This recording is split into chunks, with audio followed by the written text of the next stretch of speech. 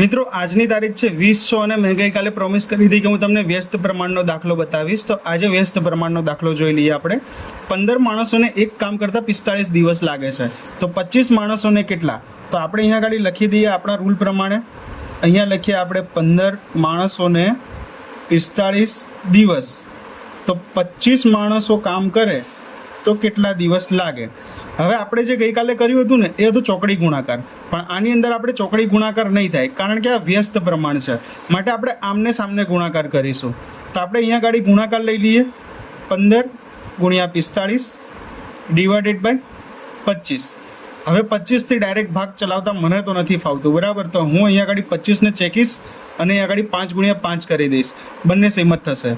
હવે 5 તરી 15 અને 5 9 45, બંને બાજુના છેદ ઉડી ગયા આપણે. હવે જે વધ્યું એ છે શું? 3 અને 9. 3 ગુણ્યા 9 કરીશું, જવાબ આવશે 27. આપણી પાસે ઓપ્શનમાં 27 અહીંયા અવેલેબલ છે. તો આપણે આ વ્યસ્ત પ્રમાણના દાખલામાં આમને સામનેનો ગુણાકાર કરીશું, ના કે ક્રોસમાં. અને જો સમપ્રમાણનો છે એમાં આપણે ગુણાકાર ક્રોસમાં કરીશું. તો એક વખત તમારે અચૂકથી જોઈ લેવું કે આ દાખલો સમપ્રમાણનો છે કે વ્યસ્ત પ્રમાણનો.